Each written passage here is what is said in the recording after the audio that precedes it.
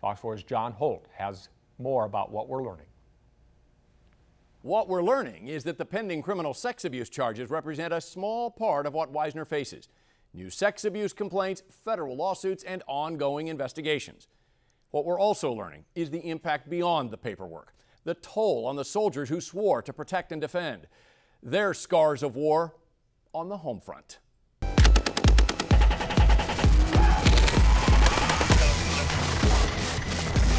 They signed up to serve, fought in the War on Terror, Iraq, Afghanistan. Little did they know when they came home with post-traumatic stress disorder and other war wounds. Little did they know their toughest battle would be at home. At the one place they wanted to trust, in the hands of a brother they say they came to trust. We went in there, we trusted him. He's prior service. Says, hey, I'm also a doctor, I'm here to take care of you. A former Army medic turned physician's assistant, an Army officer, these soldiers say, turned predator. You wouldn't have known everything he said and did. You wouldn't have known any different. He is this man, Mark Weisner, a former physician's assistant hired in 2008 by the Leavenworth VA Medical Center, now facing sexual abuse charges in Leavenworth County and at least 7 federal lawsuits. Cases filed by veterans like these who claim Weisner lured them into trusting him by using his title and rank and status as a battle-tested Army medic. He, they believed, was one of them. You deal with the VA, I'll get so overwhelmed, I'll just say, the hell with this, I'm going home, you know? Yeah. But there was no red tape when you came to him. He's like, oh, just, so easy and welcoming. How many of you had that same offer? Just raise your hand that you had.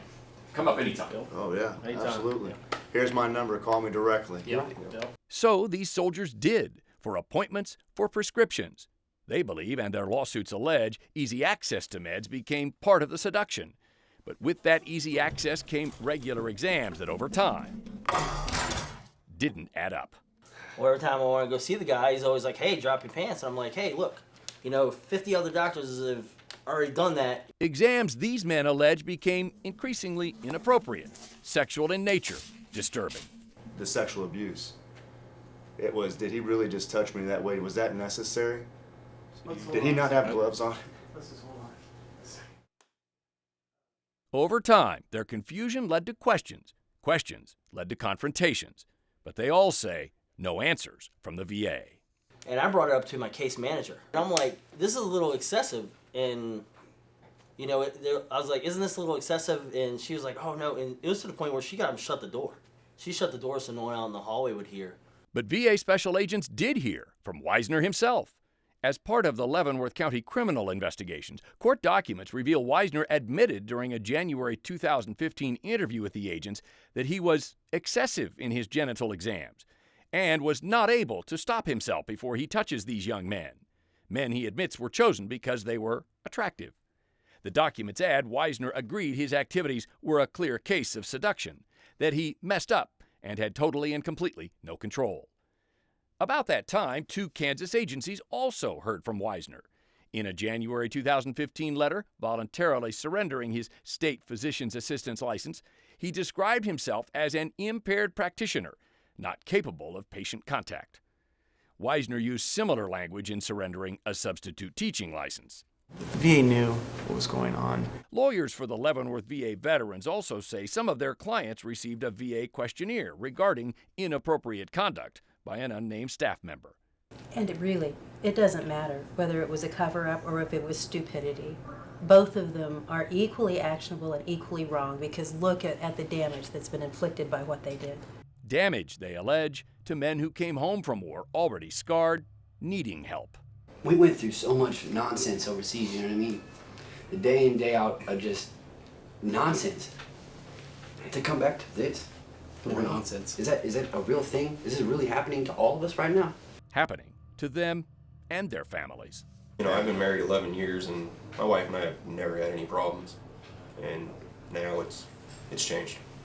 It's gross having to go home and tell somebody that you love what's been done. Period. And for some, the guilt of not speaking out sooner to protect a brother who also saw Weisner and these brothers. And if I would have said something sooner, I would have protected him. And he wouldn't have been harmed. And I wish I would have done it too, to protect these guys from being harmed. They fought for the country they're now suing, speaking up now so others won't have to carry their pain and guilt later. One of the soldiers OD'd and he can't be here with us. Yeah. He can't. Nobody will ever know what happened to him. You fighting for him? That's exactly what I'm fighting for. And all these guys. And his parents and his mom. Yep. And it's just. We're gotta losing our brothers, and we're not going to do that anymore.